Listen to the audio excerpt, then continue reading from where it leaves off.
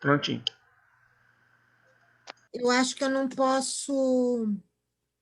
eu não sou host. Você pode me colocar?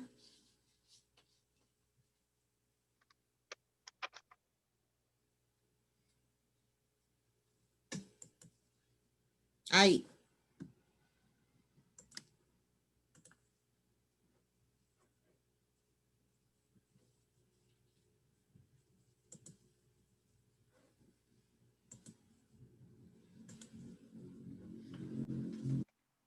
Boa noite, então, para todo mundo, que eu ainda não falei, porque eu entrei, depois caí, depois entrei de novo.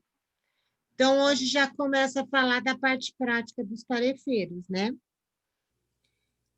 Primeira aula, então, será sobre o recepcionista do centro espírita.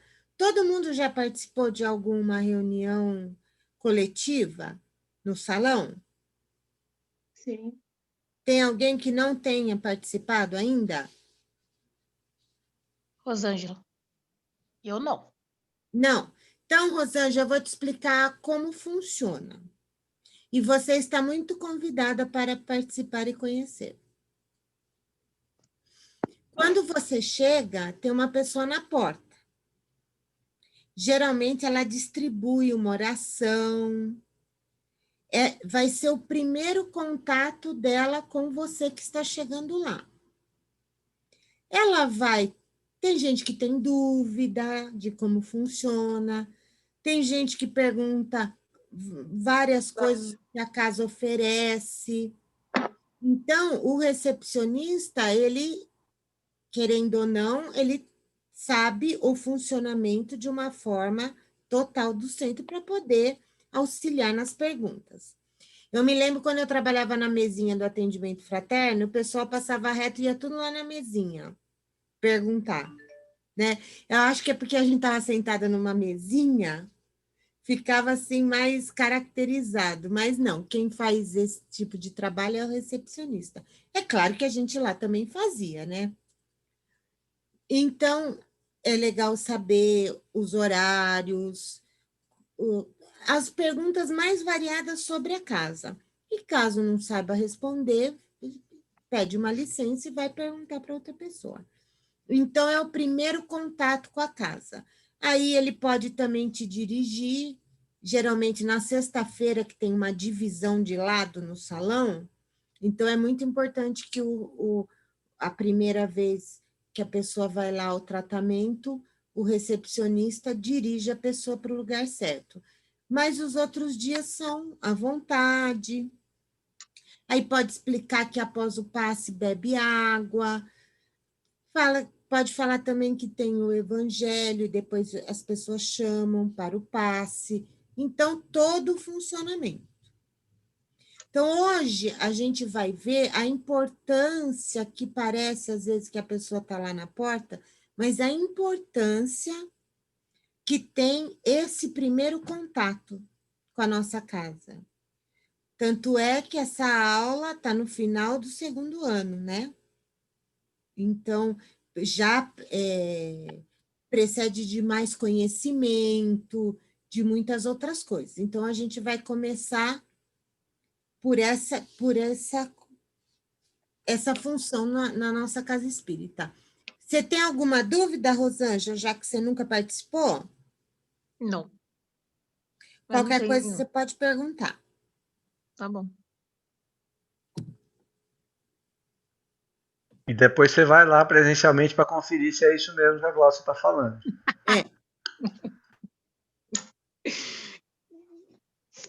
Quem que vai ler a agenda cristã hoje? Sou eu, Helenice. Tá me ouvindo?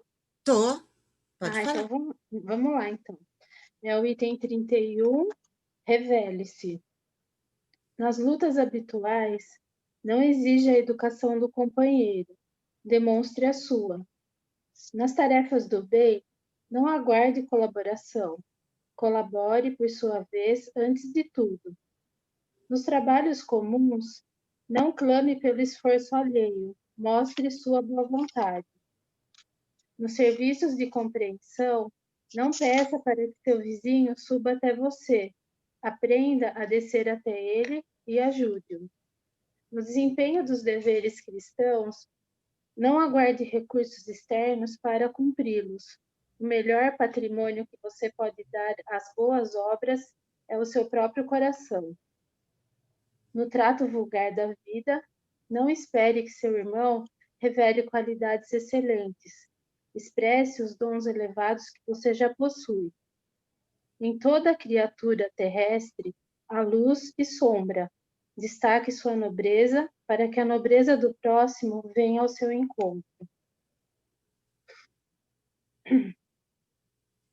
Então, eu faço minhas anotações, né, como sempre, então eu vou ler, tá? Assim como os outros itens da agenda cristã, a reflexão de hoje é muito importante para nós que buscamos nos melhorar a cada dia. Muitas vezes, no dia a dia, analisamos as atitudes alheias nas mais diversas situações cotidianas, questionando seu comportamento. E é muito comum acharmos que nossa forma de resolver determinado problema ou enfrentar determinada situação é muito melhor. Quantas vezes não nos achamos sobrecarregados e cobramos a ajuda dos outros? Ou, o que é pior, realizamos determinadas tarefas sozinhos, mas não perdemos a chance de lembrar aos demais que não colaboraram? Se são pessoas próximas a nós, da família ou amigos de longa data, nos achamos no direito de fazer algumas críticas, reclamações e dar sugestões de como lidar melhor com as questões. Falando por mim, muitas vezes me achei no direito de tentar mudar os que convivem comigo. Graças ao estudo da doutrina espírita, passamos a ter um olhar diferente sobre os outros e sobre nós mesmos. Entendemos que somos todos aprendizes, trilhando o caminho da evolução. Assim como numa escola, uns são melhores em língua portuguesa, outros em matemática ou biologia, mas todos os alunos têm que estudar todas as matérias da grade curricular para poderem se graduar. Uns o farão com excelência, sendo ótimos em tudo. Outros precisarão de ajuda nesta ou naquela disciplina para poder passar de ano. Assim também acontece na nossa experiência encarnatória. Também precisamos da ajuda uns dos outros para cumprir esta etapa. Ninguém é melhor do que ninguém. Apenas estamos vivenciando experiências de formas diferentes, porque somos únicos, e cada um tem seu tempo para conhecer-se, amadurecendo seus sentimentos e evoluindo moralmente. Sabendo disso, fica muito mais fácil entendermos que não conseguimos mudar ninguém e que, na verdade, não devemos nem tentar fazer isso.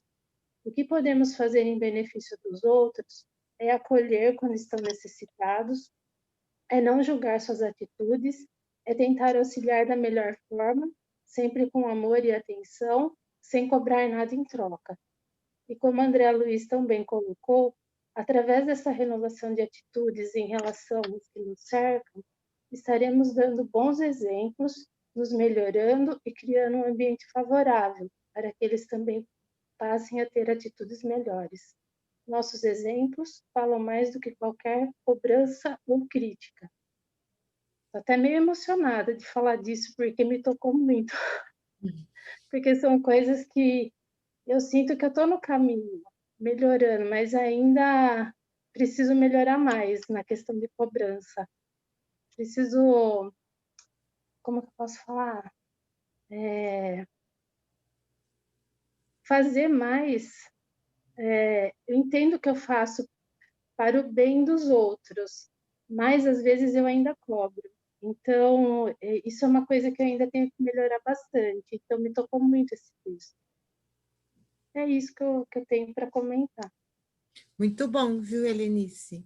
O que me lembrou nesse texto é aquela passagem de Lázaro lá no Evangelho, que o dever começa com você primeiro, né? E a gente, Sim. às vezes, esquece disso e cobra do outro. O que ele quer dizer com isso? Faça a sua parte. Sim. Não cobre tanto do outro. Cada um tem sua hora, seu momento, né? E o dever sempre começa com você e não com o outro. Alguém mais gostaria de falar alguma coisa?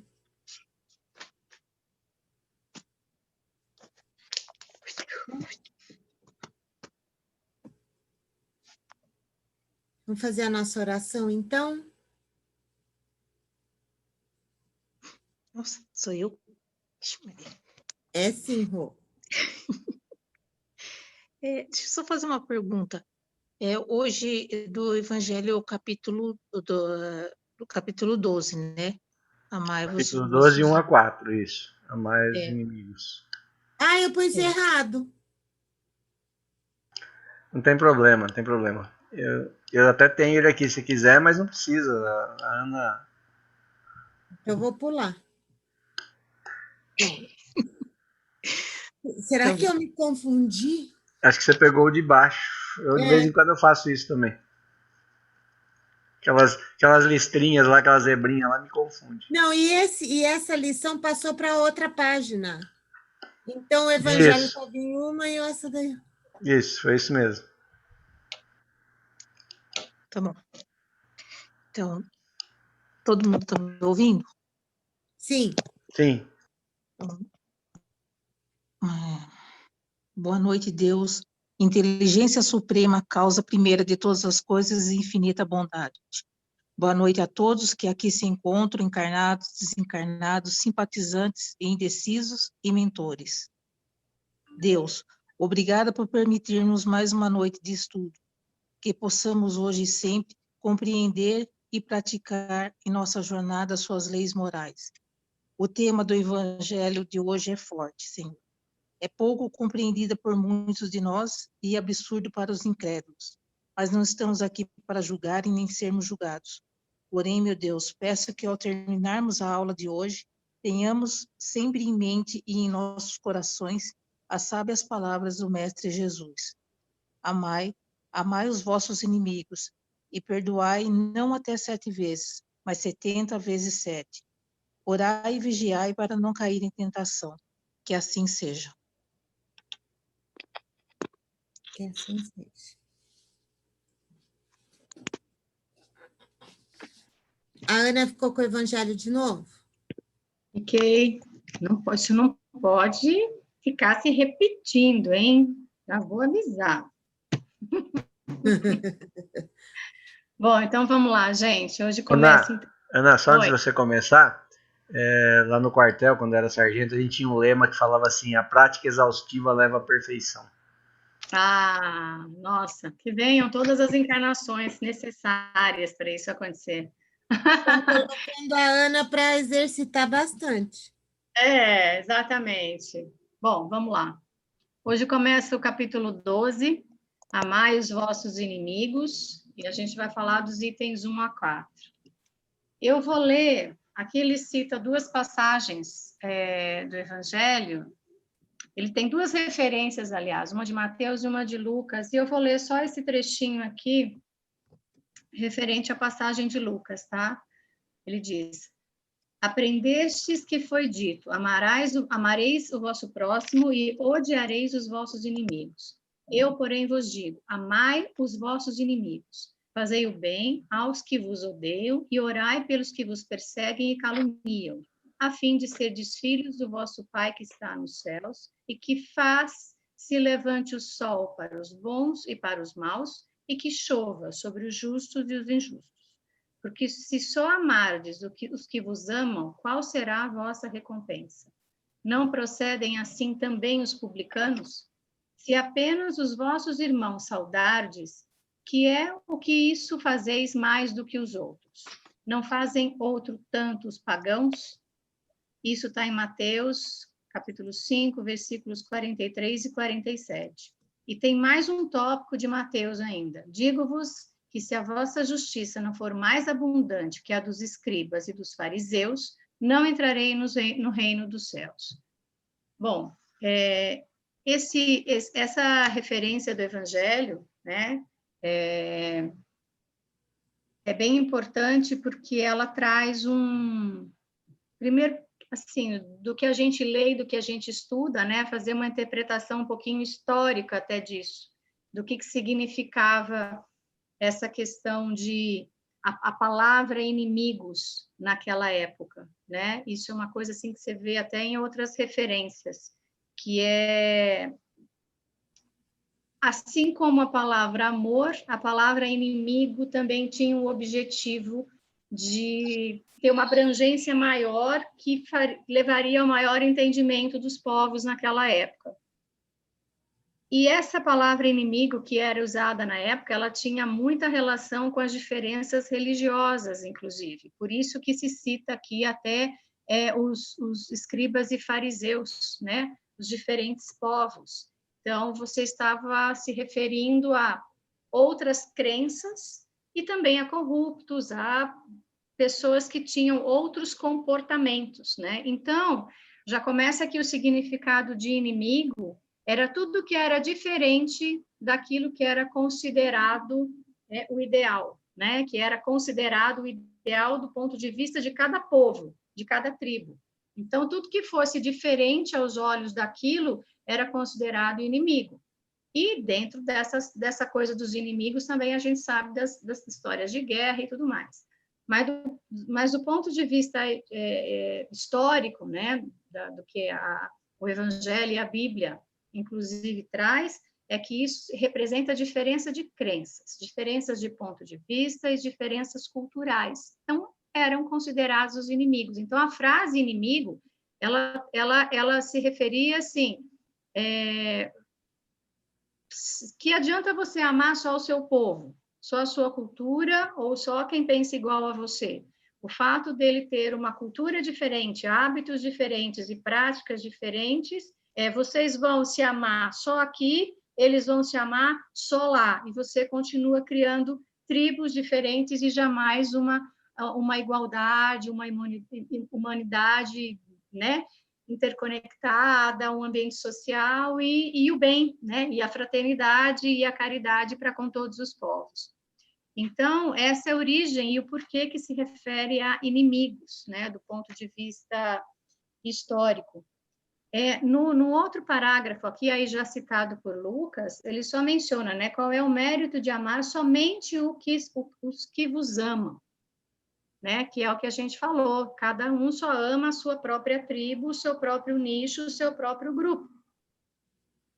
E aí ele aproveita e também faz uma consideração que a gente já falou, inclusive foi o Evangelho que eu mesmo comentei, sobre o sentido da palavra amar, né? Que também tinha essa finalidade de levar uma mensagem de maior entendimento para a época.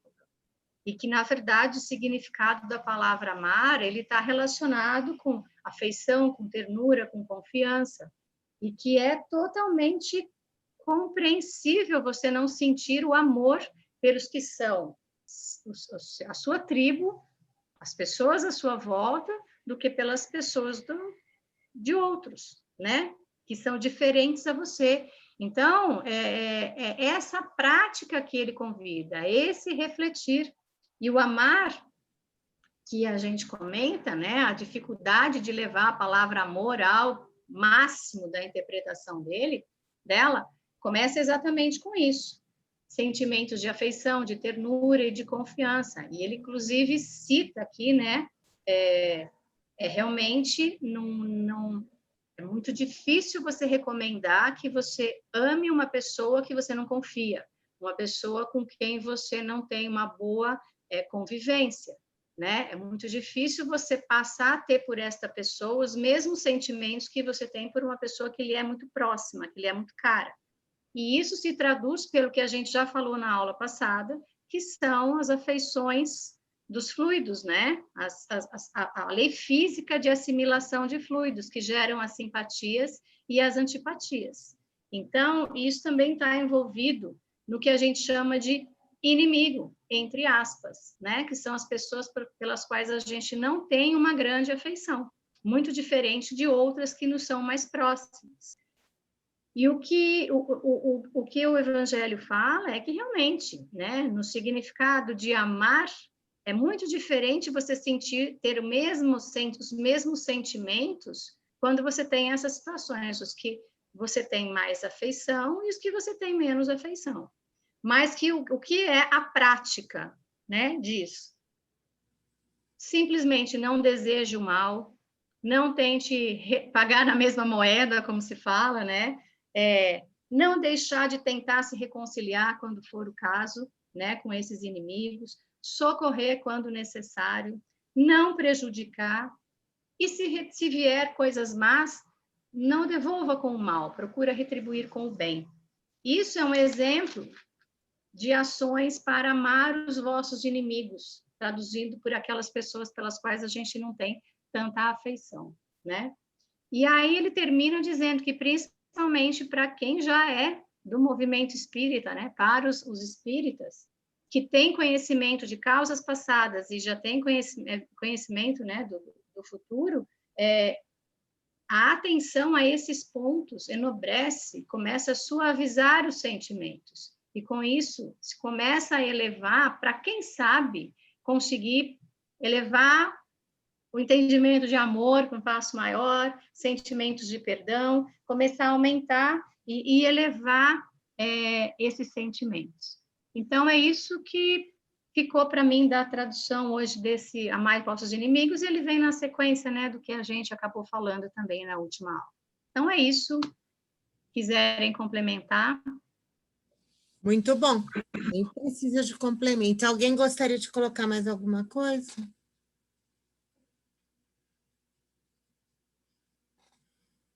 Bom, então vamos começar com a pergunta: o que é um centro espírita? O que é um centro espírita para vocês?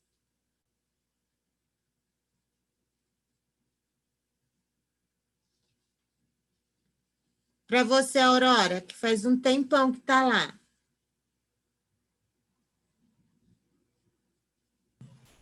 Eu acho que o centro espírita é um lugar que acolhe as pessoas, né, para socorrer aqueles que necessitam.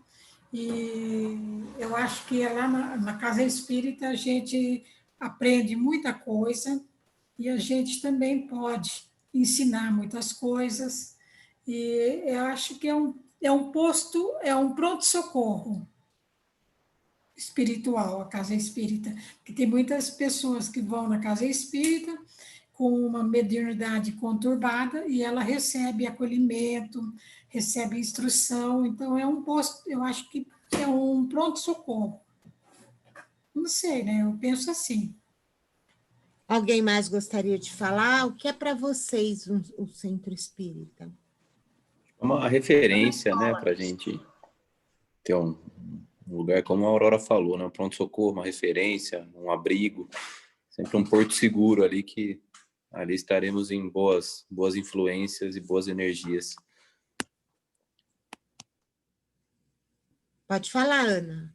Eu acho que é uma escola, é um ponto de aprendizado e inclusive, é um ponto de aprendizado, né, para encarnados e desencarnados. Acho que é um ponto de união de encarnados e desencarnados no processo evolutivo, e também de cura, né, de tratamento, ou seja, a primeira coisa que vem para mim é que é um ponto de evolução, de aprendizado para ambos, né? Para mim, o centro espírita é o Posto Ipiranga. É onde a gente se abastece de tudo, para as lutas que a gente leva fora do centro. Então, eu tenho até uma brincadeira com a Dani, que a gente fala, não pode faltar do Posto Ipiranga, hein? Porque depois a gasolina vai fazer falta esse combustível na semana. Mas é tudo isso que vocês falarem realmente. É um templo, um lar, uma escola e uma oficina. E dependendo do estágio que a gente está na vida também, essa palavra, uma dessas palavras faz ainda mais sentido para a gente, né? Templo, no sentido que nela se exerce o amor e a adoração a Deus, exercitando a oração conjunta, a meditação e o estudo de obra de Deus e a sua obra. Então, é nesse sentido um templo. Deixa eu tirar aqui. Olha lá, como a casinha está acolhendo todo mundo. E um lar, por que ele é um lar? porque no sentido que nele reunimos como família. Às vezes a gente vê mais o pessoal do centro do que nossa própria família, onde nós irmamamos verdadeiramente, onde a fraternidade verdadeira ocorre, onde sempre podemos ir e receber o afago fraterno de nossa família universal. É abrigo e porto seguro, como Gabriel falou. Como toda família, às vezes, tem suas rugas, mas também a gente aprende muito com essas rugas. A Rosângela disse que nunca foi, né, numa reunião. Quando ela for, com certeza ela vai sentir em casa, né? Essa é uma das coisas que transforma o centro num lar, né? A gente chega lá e se sente em casa, se sente acolhido, entre irmãos. É muito, muito legal, viu, Rosângela? Você tem que ir lá para vivenciar. A minha primeira aula, a primeira aula que eu tive lá, eu fiz a primeira pergunta, até escrevi no caderno. Por que eu não comecei aqui quando tinha 7 anos? Por quê? Tudo tem seu tempo. É porque Tem seu tempo. não tinha chegado a hora, Rosângela. Eu chamo de minha casinha. Como eu ia todos os dias, uma casinha para a gente, né? Uma escola, porque é um lugar que a gente aprende muito, que cresce, que evolui, que troca experiência, de construção conjunta no processo de aprendizado e desenvolvimento, não só pelos cursos que a gente faz, mas todo convívio, em toda e qualquer reunião dentro de um centro, você aprende muito.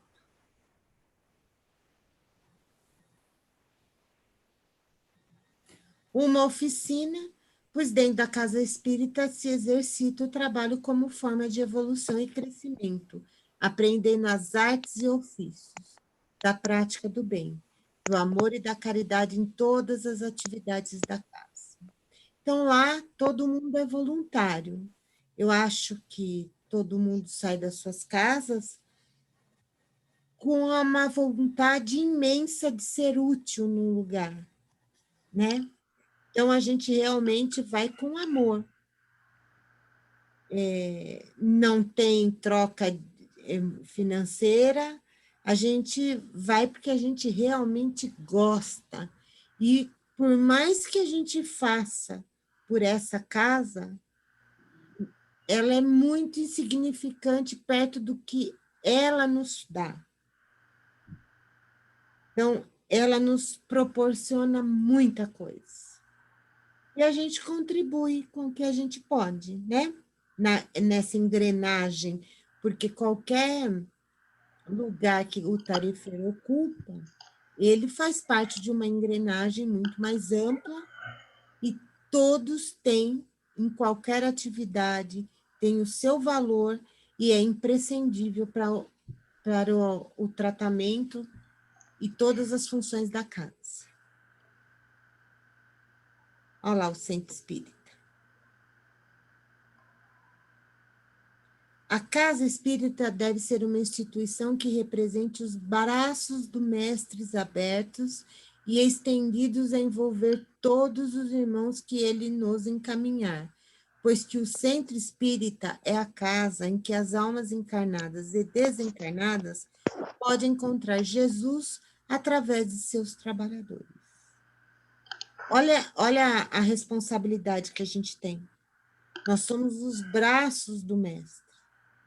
Nós ali o estamos representando no acolhimento. Ele tanto nos ensinou. Tanto para as pessoas encarnadas, para as desencarnadas. Porque muitos são levados lá para ouvir o evangelho, não só aqueles que trabalham na casa, mas também que estão fazendo tratamento para ouvir o evangelho. Então, quando a gente fala, a nossa casa espírita tem outras dimensões de trabalho, além do que é visível aos nossos olhos. E a gente tem que estar sempre atento a isso também.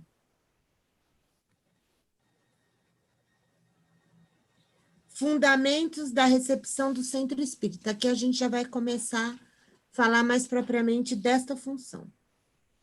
É necessário que no centro espírita se desenvolva um trabalho de atendimento com calor humano e eficiência, para acolher os que nela chegam à procura de ajuda ou de informações, necessitando de uma diretriz única que congregue esforços e alcance os resultados esperados. O que, em resumo, que é... Como todas as reuniões públicas, você não tem como saber quem que vai ali chegar naquele dia. Pode ser que seja aqueles que vão habitualmente naquele dia marcado, você conhece pelo nome e tudo. Mas a gente precisa partir do pressuposto que tem muita gente que aparece, que entra numa casa espírita pela primeira vez. E muitas vezes também trazendo todo aquele imaginário que acha que vai receber espírito, que acha que vai isso, que acha que vai aquilo.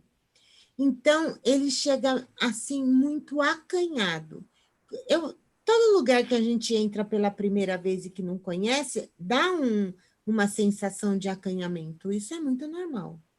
Então, aqui a pessoa que vai recepcionar, ela precisa, antes de tudo, estar assim, prestando atenção, com carinho, com um sorriso, perguntando se precisa de alguma coisa, porque nós do centro, a gente sabe as carinhas novas. Então, pergunta se está tudo bem, qual o seu nome, para que esse primeiro contato seja o mais afetuoso possível.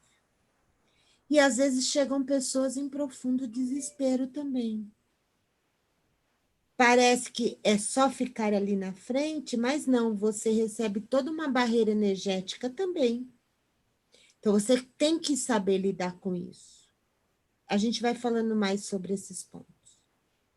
Esse setor de trabalho, a recepção, se fundamenta em 3 razões doutrinárias. Então, por que a gente tem essa figura ali? Primeira razão. Compromisso com Jesus para recepcionar, com fraternidade e interesse, todos aqueles que são por eles enviados à sua casa, ou seja, o centro espírita. Pode ser, pessoal, que muita gente que apareça lá tenha tido um trabalho de mentores muito especial para conduzir aquela pessoa. Então, a gente ali, como aprendizes, a gente tem que estar atento a isso. Pode ser que tenha sido um trabalho longo de um mentor para conduzir aquela pessoa. E você que está ali tem que ajudar, né? É a nossa função. Eu lembro que muitos livros do André Luiz falam que a gente, às vezes, mais atrapalha do que ajuda eles, né? Não atrapalhando já é uma grande ajuda. Uma vez até ele pediu para aumentar bastante o som, porque os tarefeiros estavam falando tanto que eles não estavam conseguindo se concentrar. Então, esse trabalho, ele não é para você ficar conversando com as pessoas que você conhece na casa. Não é essa a função. Aquela pessoa que vai sempre, tudo, você recebe com carinho, tudo, mas não é encontro de bate-papos. Principalmente porque a sala de atendimento fraterno, ela tem a janela exatamente na entrada. Então, a gente também tem que respeitar que dentro do atendimento fraterno pode ter uma pessoa que esteja muito necessitada. Gláucia. Fala. Vou aproveitar a deixa. Assim, eu já frequentei muitas outras casas por aí, né? No meu longo de idas e vindas de casa. Me incomoda muito a conversa. Eu, por várias vezes, a nossa casa, eu fiquei muito incomodada. Sabe aquele momento de silêncio que fica passando aquelas frases, tal, né? é muita gente da casa que fica conversando, não são tantos visitantes. E eu acho isso muito ruim, sabe? Eu já cheguei a mudar de lugar, porque assim, quando eu não estava trabalhando, não era meu dia, né, de tarefa, sabe, quando você quer se concentrar nas frases, quer se preparar para começar a reunião, aquele momento do silêncio, que é o objetivo, né? Muito tarefeiro realmente que bate papo. E assim, isso é uma coisa que eu estou só pegando na deixa, porque realmente, assim, eu pelo menos prezo muito, né, essa questão do silêncio, sabe? Antes de começar a reunião, até para você sintonizar, se concentrar, né? E eu vejo que tem bastante, sabe? Não é só na recepção, é no salão, sabe? Eu acho que realmente sempre vale chamar atenção para isso. Então, isso já foi muito discutido em tarefeiros. Vira e mexe tem essa questão. Na verdade, o que acontece? Nós estamos lá para trabalhar, é claro que a gente encontra a Aurora, o Paulo, quer falar um oi, que eu não sei o que, mas a maioria das pessoas que ficam atrás, elas vão para a sala de passe. E elas têm que ter já uma sintonia. Aliás, a sintonia do dia do tarefeiro começa logo ao acordar. E, às vezes, você, em determinado assunto, que você começa com outro tarefeiro, quebra-se completamente essa conexão. Às vezes, mesmo durante a exposição do evangelho, tem gente conversando. Agora, às sextas-feiras, é um caso um pouco, não sei se vocês já chegaram aí às sextas-feiras. Exige-se um silêncio, todo mundo leva bronca todo dia, não se pode falar, é muito mais exigido esse silêncio, porque envolve pessoas com problema de saúde, então a gente vai lá para ajudar, e não para trabalhar a espiritualidade que está ali trabalhando, né? Então, a gente também deve ter muito cuidado com isso. Eu trabalho no salão apenas às sextas-feiras, e eu tenho o hábito de sentar na primeira fila, para evitar isso. Então, eu sento lá na frente. Como é dividido o salão, uma parte para quem vai receber o tratamento, a outra parte, os acompanhantes ou tarefeiros, então fica mais ou menos um corredor muito grande vazio, metade do centro. Então, eu fico lá na frente. Prefiro. Porque a nossa distração é muito fácil, né? Basta um assunto ali, a gente já desconecta totalmente. Se alguém receber o que eu enviar, me recebe a mim. E quem me recebe, a mim recebe aquele que me enviou. Então, ter um olhar para o outro como se fosse Jesus. Ou a gente. Quantas vezes a gente não está meio desesperado, não está num momento difícil, vai entrar numa casa? Se fosse a gente, como que a gente gostaria de ser recebido? Não é verdade? Então, é sempre com um sorriso. Pergunta o nome para que não seja mais um, para que as pessoas gostam que preste atenção nela, a maioria delas, que chame pelo nome, né? Agora, às quartas-feiras, o pessoal já é tão conhecido um dos outros que já chama até pelo nome, já direto. Segunda razão doutrinária, caridade para com a doutrina espírita, usando todos os meios lícitos e convenientes para a sua popularização. Além do carinho que você está ali recebendo as pessoas, você também é um representante da doutrina espírita.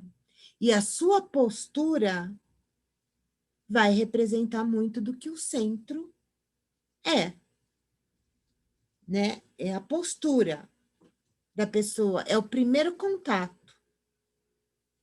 2 elementos onde concorrer para o progresso do espiritismo: o estabelecimento teórico da doutrina e os meios de popularizá-la.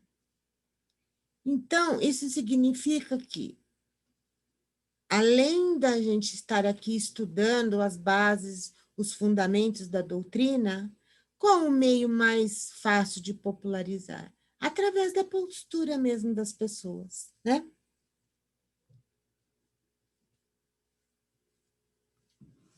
Terceira razão doutrinária, amor pela casa espírita, demonstrado no esforço de preservar-lhe a boa imagem diante daqueles que a buscam para o seu esclarecimento e consolo.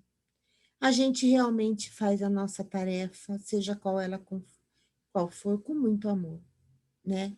Ninguém vai sair de casa para fazer um trabalho voluntário para ser antipático. Eu sei que às vezes isso acontece, às vezes o tarefeiro não está numa boa hora, num bom dia, mesmo assim ele vai lá, tenta dar o melhor. Mas a gente costuma dizer, principalmente nos trabalhos mediúnicos, que lá a gente é um servidor de Jesus. A gente nem nome tem.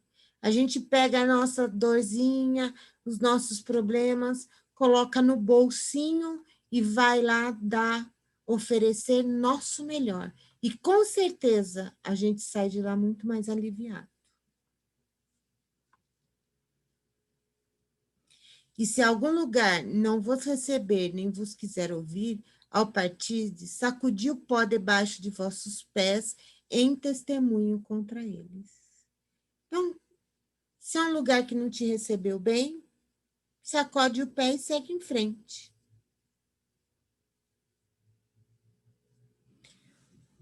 O centro espírita, antes de ser dos homens, é dos espíritos que trabalham sobre a égide do Cristo.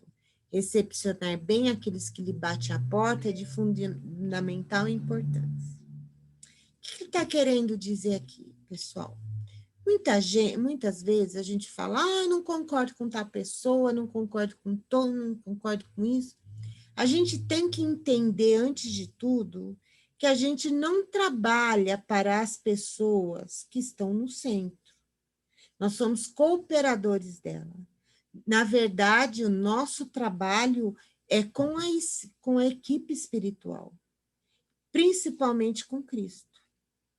Então, nós somos tarefeiros dele. Não importa na hora quem seja o dirigente, quem seja o coordenador, quem seja o presidente, é para Jesus que a gente trabalha. E a gente coopera com essas pessoas, como elas cooperam conosco, para que o trabalho se desenvolva. Então, tendo em vista sempre isso, nós trabalhamos para uma equipe espiritual.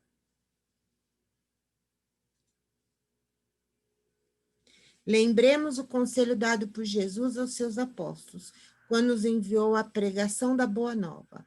Se os apóstolos em tarefa não fossem bem recebidos, deveriam testemunhar contra eles. Esse testemunhar contra eles não é falar mal, mas a pessoa não vai se sentir acolhida. Ao não se sentir acolhida, o que ela vai acontecer? Ela senta para ouvir o evangelho, porque a gente tem que prestar atenção numa coisa que, às vezes, a pessoa que vai ao centro espírita, ela vai muito à procura do passe. E ela acha que o restante que acontece é apenas um complemento do passe. Na verdade, não. Quando você senta, você é recepcionado, já tem aqueles que já estão observando as suas necessidades. Ao você ouvir o evangelho, cada um com o seu interesse próprio, a sua quantidade de atenção, você vai elevando o seu padrão vibratório e aí você está preparado para o passe. Porque não existe passe forte ou fraco. A sua capacidade de também assimilar aqueles fluidos é de extrema importância. Então, se você assistiu um evangelho que fez você refletir na sua vida, ter boas ideias para com a sua família, para os que te cercam, serviu muito bem a você, você com certeza vai usufruir do passe muito mais. Então, o tratamento do passe começa muito antes. Se alguém quiser falar alguma coisa, pode falar, viu, pessoal? Eu quero só fazer uma observação, né? Ele fala assim, o centro espírita, antes de ser dos homens, é dos espíritos que trabalham sobre a égide do Cristo.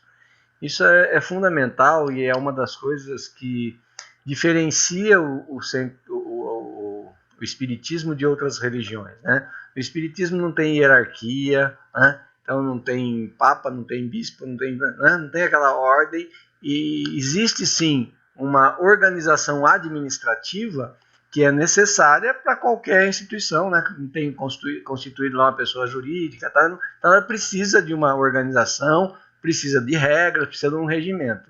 Mas é extremamente importante essa fala, né? Quando nós vamos ao centro espírita, nós estamos indo numa casa do Cristo, né? De trabalhadores do Cristo, trabalhadores encarnados e desencarnados. Isso é muito importante. Para mim, isso é fundamental, né? Quando você entra no centro espírita, você sabe que ali não tem dono, não tem, embora tenha um presidente, tenha uma diretoria, são pessoas que estão ali para uma organização administrativa e para fazer com que aquilo tenha, né, um mínimo de regras de conduta, mas que você está realmente num lugar, num templo, numa escola, num lar que é da espiritualidade. Acho que isso é muito importante, a gente ter introspectado na gente.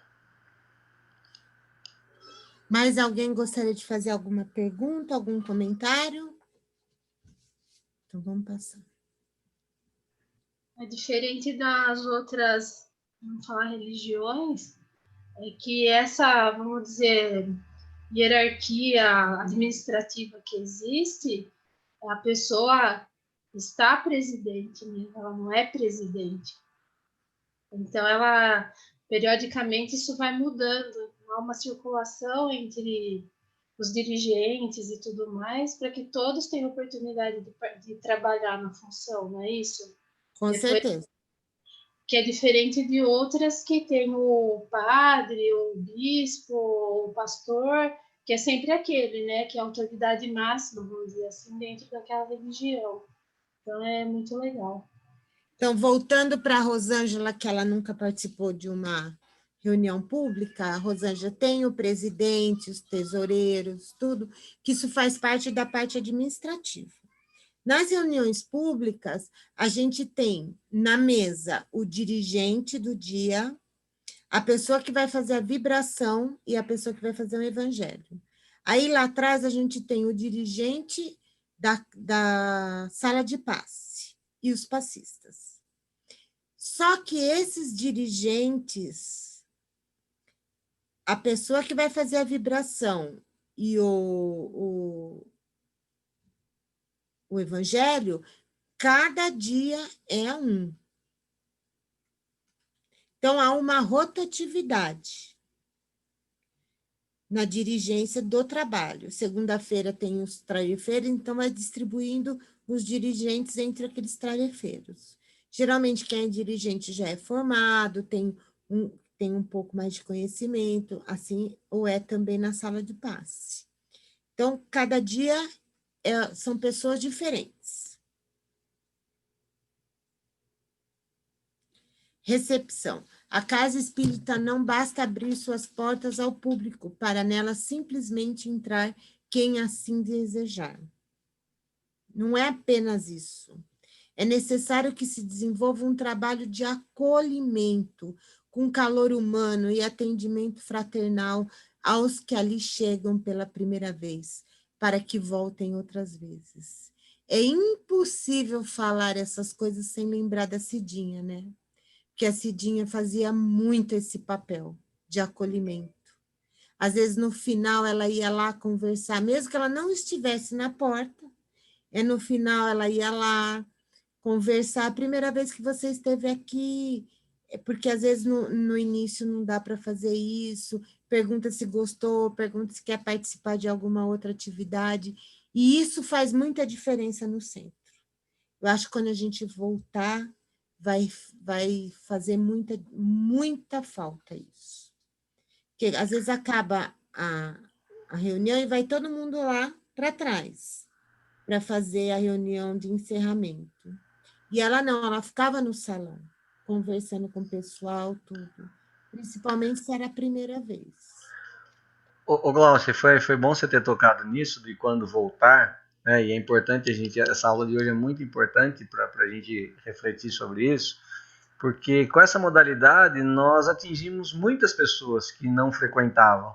E é possível que quando voltar presencial nós tenhamos aí pessoas que gostaram, que simpatizaram e que vão participar das reuniões, né? Então é fundamental que essas pessoas sejam realmente acolhidas, né? Se sintam acolhidas, para que elas realmente falem assim, não era só no virtual, não, aqui é muito melhor, né? Que a gente é acolhido.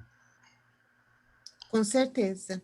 E para muita gente desmistificou muito, né, a reunião pública, porque eles puderam participar, não é nenhuma questão só de, às vezes, o acomodismo de estar em casa, mas perceberam como funciona uma casa espírita. E isso, a pandemia trouxe muito, ela mostrou o que é uma casa espírita para todo mundo, né? Exatamente. Diga, Osibéria. Você tocou na Cidinha. Eu lembro dela ainda todo dia, porque quantos anos juntas, né? Com certeza. Faz falta, muita. Vai, nós vamos sentir principalmente quando a gente estiver lá de novo. Eu já pensei, porque eu chegava procurando por ela e ela chegava procurando por mim, muitos anos juntos. Né? Essa aí. É isso daí. Esse setor de trabalho é a recepção, que encontra fundamentos no Evangelho e nas obras doutrinárias. Eu li esse parágrafo, é necessário que se desenvolva um trabalho de acolhimento com calor humano. Sim. Primeiro compromisso, o compromisso com Jesus para recepcionar. Não só o recepcionista, né, pessoal? Eu acho que vale para qualquer trabalhador. Com fraternidade e interesse. Todos aqueles que são por ele enviados à sua casa, ou seja, o centro espírita. Se alguém receber o que eu enviar, me recebe a mim, e quem me recebe a mim, recebe aquele que me enviou. Segundo compromisso. Prática da caridade com a doutrina espírita, usando todos os meios lícitos e convenientes para a sua comunicação. Então, o que a gente... Como é um público heterogêneo, não é um público como aqui agora a gente está estudando, nós nos conhecemos, a gente com certeza tem muitas questões de doutrina espírita. E a gente costuma levar em consideração que se a pessoa tem muitas questões, a gente passa pelo atendimento fraterno. Porque a gente percebe que naquela salinha fechada ela vai poder tirar todas as dúvidas. Então, a gente cabe, quem está recebendo, a direcionar já para o atendimento fraterno. E lá vai ter uma conversa mais, sabe, mais abrangente, não só aquele primeiro contato.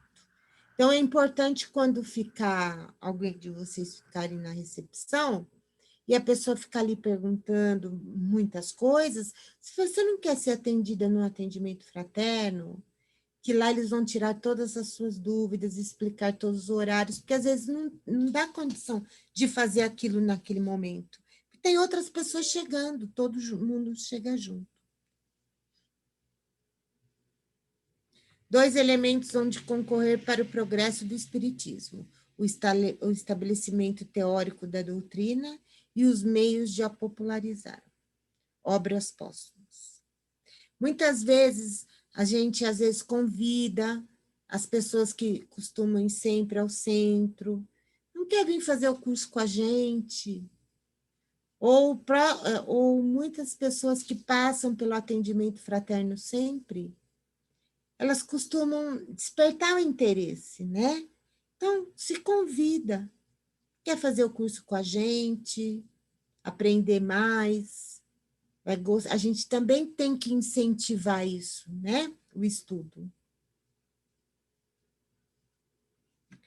Amor pela casa espírita, demonstrando no esforço de preservar-lhe a boa imagem diante daqueles que a buscam para o seu esclarecimento e consolo. Então, você representa a imagem do centro, né? Então, ciente disso, façamos o melhor, né, que está ao nosso alcance, em qualquer atividade. O recepcionista, quais as funções do recepcionista? É dirigir o fluxo de pessoas que procuram a casa espírita. Então, se a pessoa chega procurando atendimento fraterno, você já direciona, se é o passe. Geralmente as pessoas já sabem, mas sempre tem os que nunca participaram. Então, onde que pode falar que pode sentar em qualquer lugar, no caso das reuniões públicas, que não seja de sexta-feira. Deve preparar-se mentalmente para ser o médium da recepção, isto é, não se envolver emocionalmente com pessoas, coisas e lugares. O que significa isso? Que como você está lá, é uma barreira. Às vezes a pessoa entra, você sente aquele peso. Então, você tem que saber lidar com isso também, né? Como lidar com essas energias. Às vezes tem pessoas que chegam muito, mas muito perdidas, com a cabeça muito tumultuada. Por isso que é imprescindível estar sempre alerta a esse tipo de variação, para que você consiga estabilizar quem está entrando e se autoestabilizar. Quer dizer, não é um simples entregar uma oraçãozinha. Tem muito mais coisa envolvida. A boa recepção começa a assistência espiritual que a casa oferece. Porque na porta já tem os companheiros que, através até de muitos aparelhos, já vão conseguindo captar a necessidade daquela pessoa. Até a inspirando, né? A variação vai desde aquele que revela o seu tormento no olhar e no falar, até aquele que simplesmente deseja assistir à reunião pública e depois tomar um passe. É sempre muito bom sermos recebidos com um olhar amigo e um belo sorriso ao chegarmos ao centro espírita, aonde quer que nos encontremos. Um olhar amigo é sempre bom, né, pessoal? Não só no centro espírita. Que isso também sirva para a gente despertar um pouco a gentileza, né? Um sorriso, um olhar amigo, seja no ambiente do centro, do trabalho, da família. O essencial em seu êxito não é tanto aquilo que você distribui, e sim a maneira pela qual você se decide a servir. Então, qual é a sua postura? O que você está, né, emanando para aquelas pessoas que estão chegando? Por isso a importância de se preparar bem, né, nossa. Senão você acaba ficando lá só dando papel, a oraçãozinha, sem função nenhuma, né? Então, é muito importante a pessoa... A oraçãozinha é bom, porque ela senta lá, vai ler, vai mudar um pouco o pensamento, mas para isso também tem um slide. É só para ter o primeiro... A oração serve para você ter o primeiro contato, para ter, assim, a razão de chegar lá e perguntar, olha, às vezes você fala que é uma oração muito bonita, sabe? Criar um vínculo, para a pessoa não achar, assim, tudo tão diferente, tudo tão estranho. Toda saudação deve basear-se em pensamento de paz e alegria. Pense no seu contentamento quando alguém lhe endereça palavras de afeto e simpatia, e faça o mesmo para com os outros. Então, tratar os outros como gostaríamos de ser tratados. A saudação fraterna é cartão de paz. Isso é muito importante. Cremos que assim agindo estaremos recebendo bem aos que Jesus nos envia, preservando a boa imagem da sua casa e popularizando a sua mensagem, o Espiritismo de uma forma eficiente e fraterna. Mostrar mesmo o que essa doutrina vem nos ajudar, né? E que pode ajudar a muito mais pessoas. Aí, imagine uma pessoa de mau humor. Aí vamos perguntar, é isso que ensina aqui, né? Dá uns tapas assim quem está chegando? A função da casa espírita é acolher, consolar e esclarecer.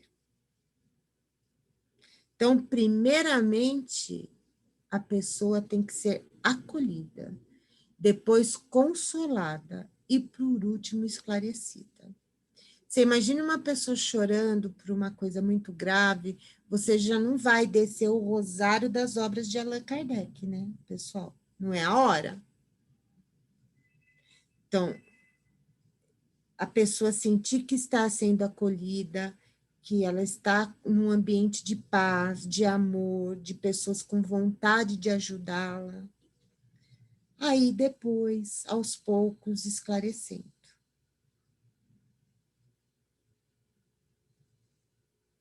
É isso aí, pessoal. Foi rapidinho hoje, hein?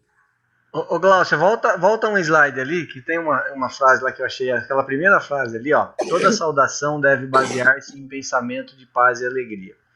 Eu acho que isso aí é fundamental para o recepcionista da casa espírita, mas é para nós, no dia a dia, né?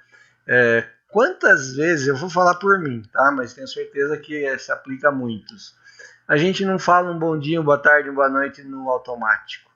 Quando, na verdade, quando você está dizendo bom dia, você deveria estar pensando, eu te desejo um bom dia, eu espero que o seu dia seja bom.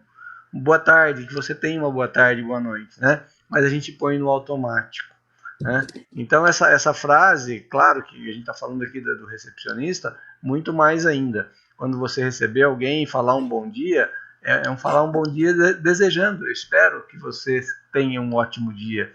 Espero que depois dessa reunião o seu dia seja maravilhoso. A pessoa tem que sentir esse calor, essa energia, né? Eu acho que essa frase aí, ela meio que fecha aí todo o trabalho do recepcionista, né? Se você começar errado aí, todo o resto tende a não estar tão bom, né?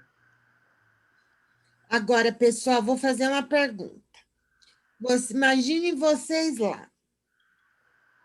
Tudo pode acontecer. Entra uma pessoa alcoolizada.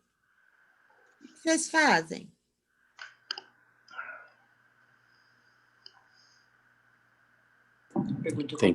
Tem que acolher ela, né?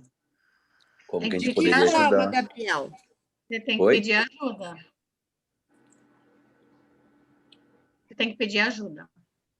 Eu vi isso acontecer uma quarta-feira que eu fui lá à tarde levar uns alimentos lá para doação. Estavam só as duas lá. Que eu esqueci o nome delas agora, não vou lembrar. Elisa. E a outra. E eu cheguei, bem na hora que eu cheguei, tinha um alcoolizado ali. Elas estavam atendendo uma jovem mãe ali, com duas crianças pequenas. Então, uma atendendo ali, e ele lá na porta insistindo que queria doação, que queria alguma coisa, não sei o quê. E assim, eu fiquei que eu não sabia o que fazer, entendeu? Porque eu fiquei esperando, né? Porque eu não estava nem preparada para encarar aquela situação. Mas elas lidaram muito bem, só que assim, estavam só as duas ali. E assim, aí é exatamente o que você está falando, né? Tem que estar preparado para encarar qualquer tipo de situação ali. Sabe? Eu fiquei preocupada, fiquei com medo que ele ficasse violento, sabe? E assim, não tinha ninguém ali, estavam só as duas. E aí eu cheguei. E aí você fica pensando, se acontecer qualquer coisa aqui, o que eu posso fazer, sabe? Então, realmente, tem que estar muito preparado mesmo para receber ali, né? Gente que eu já vi gente chegar para pedir coisa no horário, né, da reunião, em dia, né, para pedir doação. Então, tem que estar muito bem preparado mesmo, porque pode aparecer de tudo. tudo. Então, o que a orientação que eu tive quando eu fiz o curso, até o Zibéria, depois quiser completar com alguma coisa. Existem níveis de alcoolizados. Tem alcoolizados que senta ali, fica assistindo o evangelho e vai tomar passe, receber o passe sem maiores transtornos, é acolhido como outro qualquer.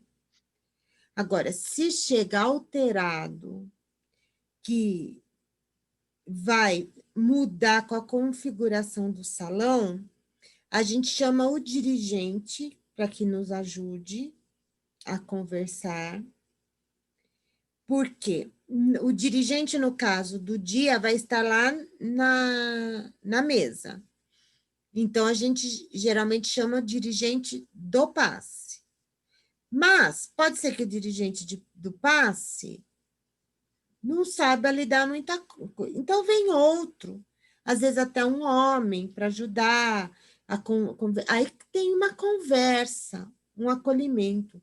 Aí, mais uma vez, a gente sugere a essa pessoa que passe pelo atendimento fraterno. Porque ali, no lugar mais reservado, vai poder também receber uma orientação e não vai tumultuar, porque você imagina o pessoal está ali concentrado. Acontece alguma coisa, na hora todo mundo vira e desconcentra totalmente. Né? A gente ainda tem uma péssima educação mental. Ao invés de todo mundo vibrar por aquela, não, todo mundo já embola. Então, se está um pouco mais alterado ao acolhimento, só que a gente passa a receber no atendimento fraterno.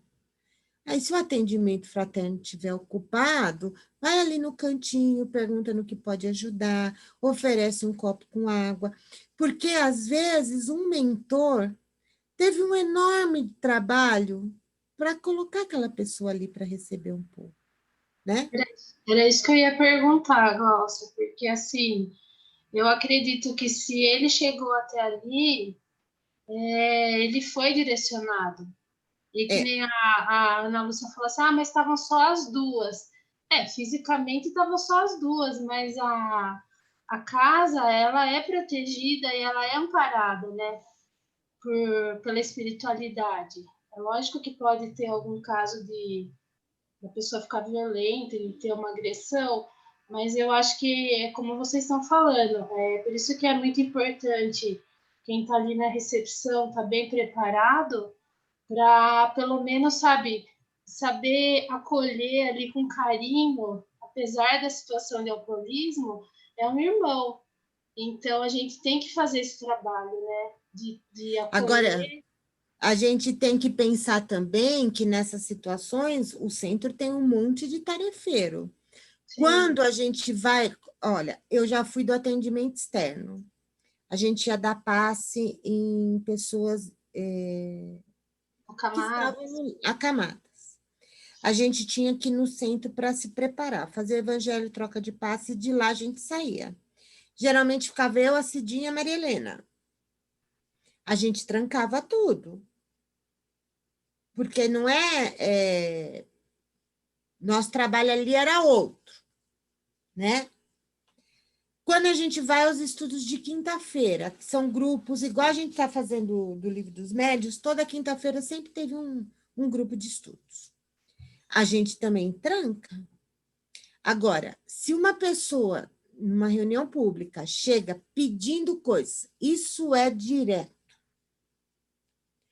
Se a gente tem a cesta básica toda fechada, não tem condições de abrir e tirar uma coisa para dar para a pessoa. Então, o que a gente orienta? Para ir de quarta à tarde falar com a Elisa para fazer uma ficha, que todos lá são cadastrados. Agora, muitas vezes a gente abriu a salinha do atendimento fraterno, onde tinha coisas soltas, sabe? Que não faziam parte já do pacote. A gente pegava e entregava. Não tem problema. Mas como houveram muitas mudanças também no centro nessa questão de distribuição de alimentos, Eu não sei agora se tem sobrado alguma coisa, ele já vem todo na cesta básica.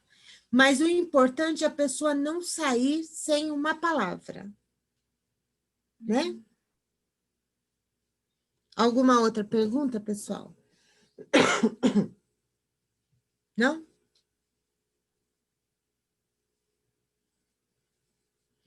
Bom, será que põe o filminho, Paulo? Sem microfone. Estava sem microfone. Desculpa.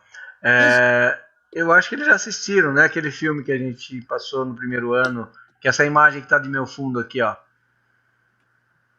Acho que todos já assistiram. Evenice, que era da manhã, você assistiu?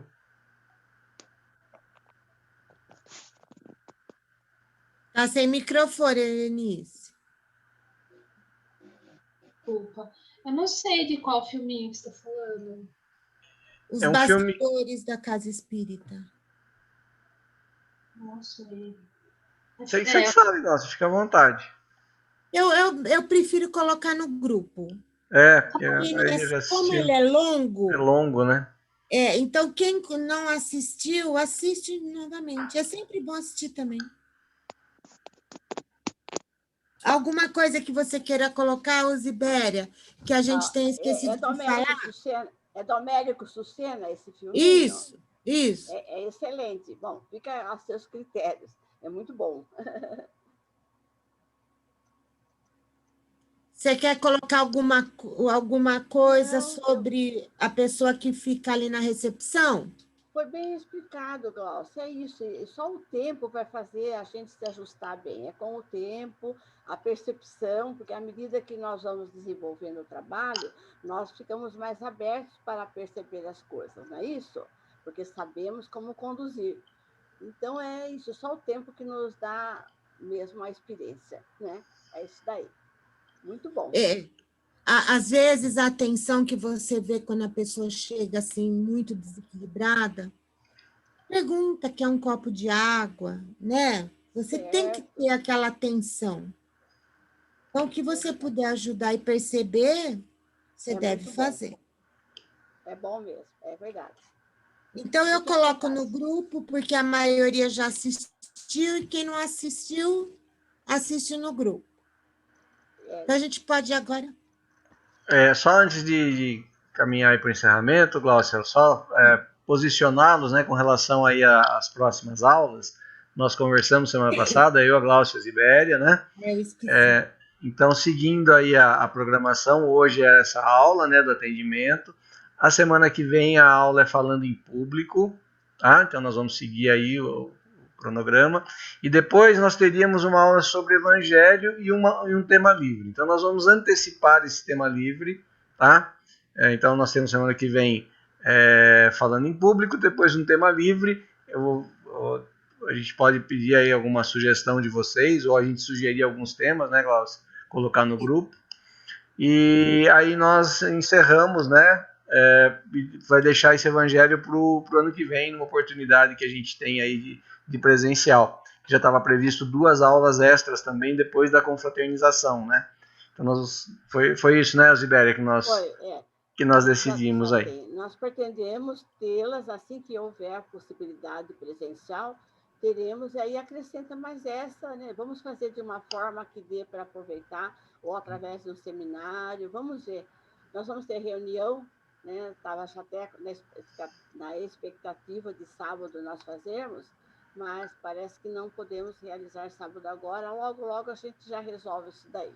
Porque além disso, nós temos também o 3º e o 4º ano com outros, né, compromissos que precisam ser resolvidos. É isso daí. Porque é muito difícil para a gente, da forma online, treinar expositor do Evangelho. E mesmo porque, nossa, hoje poderia a gente fazer até um teste com o recepcionista. Alguém fazer que estava bêbado lá e chegar com que nem eu já fiz em outras aulas, de surpresa, o pessoal assustou. E aí foi. Então. Pergunta para a Lúcia Maria, que era a vez dela de fazer o exame, e aí, de repente, ela assustou quando eu cheguei. Então, e tem coisas que realmente precisam estar presente, né? Você precisa estar em frente às pessoas, em pé. Nós tivemos oportunidade, porque dá tempo de fazer, né? Você viu, é curto a parte teórica, né? Não é muito longa, e fizemos uns testezinhos, sim, foi muito bom. E vocês... A previsão, o cronograma de aulas, ele é fevereiro, início, é isso? Até agora ainda nós não temos essa parte estudada, então não sei antecipar por enquanto, Ana. Normalmente Ana, todo ano começa.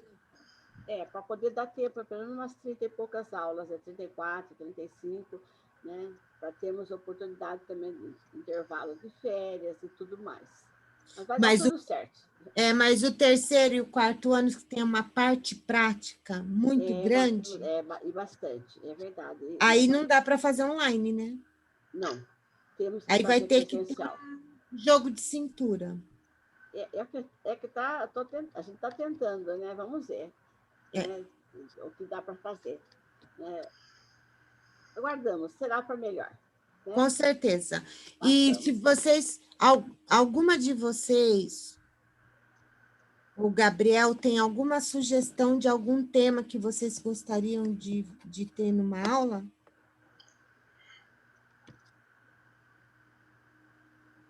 Acho que precisa dar uma pensadinha. De bate-pronto, eu ia falar caridade, mas é muito abstrato. Eu tenho uma sugestão para vocês. Vocês lembram que quando começou... Eu nem falei isso com o Paulo, mas assim, eu estou falando, nem pensei direito. Tem nos livros do Alírio Cerqueira Filho, que é do Projeto Espiritizar, num dos livros dele, ele pega 3 situações da nossa vida. Nós, na família, no trabalho, no centro espírita. E a análise do comportamento humano, tendo como base as leis divinas. Ótimo.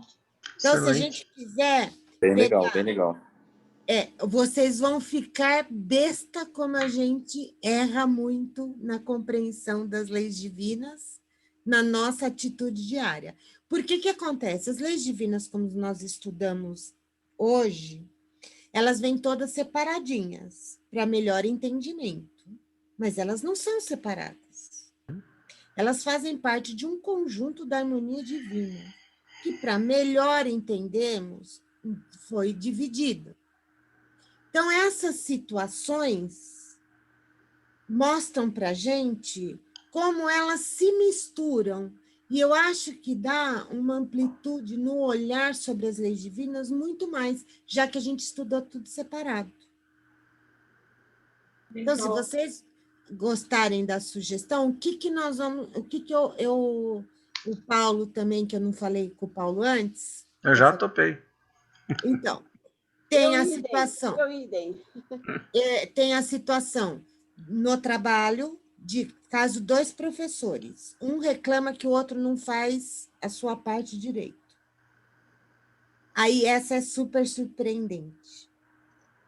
A outra como a gente se comporta no centro espírita e como o dirigente se comporta com os tarefeiros. E a terceira, um casal. Então, o Alírio, ele não disponibiliza em PDF. Eu tenho o livro. Eu não sei se eu sou contra a lei disponibilizando para vocês, mas não teria outro jeito. Eu digitalizaria e mandaria para vocês, para a gente estudar. Com certeza ele acharia muito bonito, porque não é um livro inteiro, são poucas páginas. Mas... dependendo do que vocês escolherem, a gente pode ler o texto inteiro e fazer o debate, ou a gente ler em casa e fazer uma discussão, não uma aula. Que era mais legal, Glaucia. Eu acho que a discussão vai bem, acho que daí é legal. A gente lê com antecedência. Legal. Isso. Aí vocês podem escolher os 3 casos, qual você quiser. Ou 2, já que a gente vai ler em casa. Ou os 3. Ô, Cláudia, o do Os 3. professor é o que você deu pra gente no começo do ano? Já dei. Já Deu, dei né? uma vez. Ah. Eu comecei a fazer esse trabalho com vocês à tarde, mas depois... Entrou a pandemia, né? Você chegou a ler, Helenice? Sim. É muito bom, né? Muito bom. Quantas páginas você acha que dá estudo, os 3 casos? É bastante. Então, a gente precisa pensar nisso, né? Porque... Não, Mas, assim, o comentário dele do livro, que é extenso, e aí a gente não leria o comentário dele, do livro. Então, manda, se você conseguir fazer, manda só o texto sem o comentário, né? O caso. Não, manda o caso, todo mundo lê o caso e a gente vai para a discussão. E eu posso fazer a vez do comentário Isso. do Alírio, para nortear. Show. Então, eu vou pôr os 3 casos. Tá bom? Eu até ia comentar, porque Beleza. quando você deu do professor lá, a gente não tinha começado a estudar as leis divinas ainda, né? Uhum. Então, provavelmente a gente vai ter uma outra interpretação agora também. Seguramente. E a gente vai... Olha, eu posso falar, no caso do professor, eu fiquei, assim, bem surpresa, como às vezes a gente comete pequenos equívocos, né? Bom, Legal. combinado então, pessoal? Ótimo. Que legal. Ó, a escala da semana que vem a gente joga no grupo de novo, né? Tem pouca gente aí hoje e todos que estão aqui já trabalharam, né? Então vamos tentar. Ana Lúcia. A Ana vai fazer o evangelho. É bom. Já pode colocar lá que eu tô, ó, já pode botar meu nome na prece inicial, pronto, que assim não se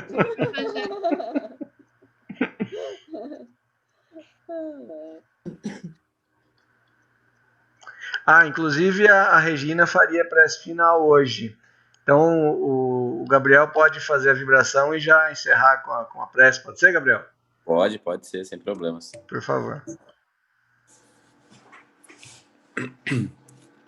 Vamos elevar nosso pensamento a Jesus, mentalizando sua infinita luz, percorrendo todo o espaço, chegando até o nosso planeta, onde ela o abraça e energiza toda a Terra, toda a sua natureza, todos os seus habitantes, num abraço fraterno.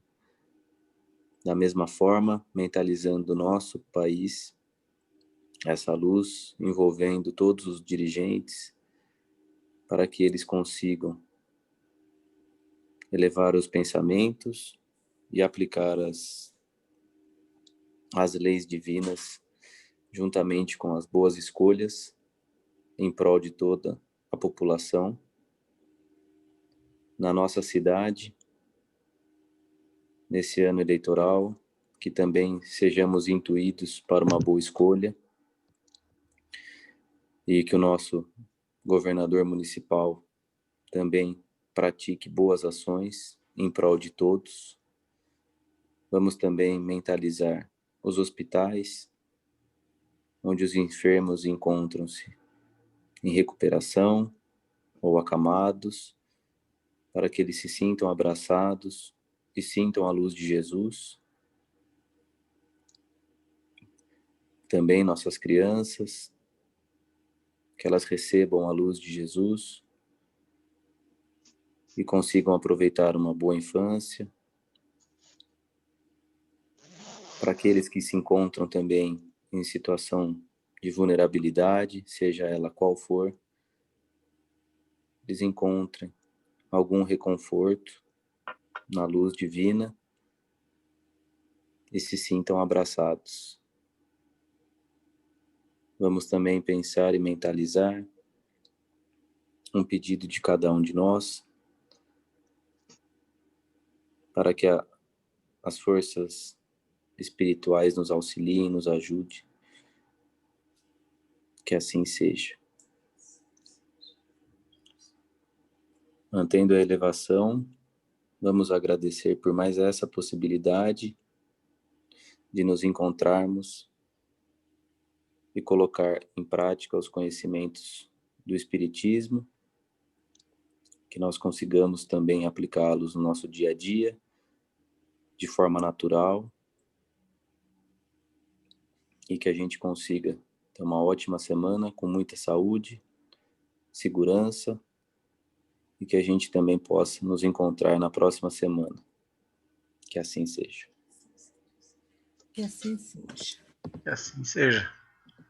Tchau, pessoal. Boa semana para todo mundo. Fiquem Tchau, com gente. Deus. Boa Tchau. semana. Boa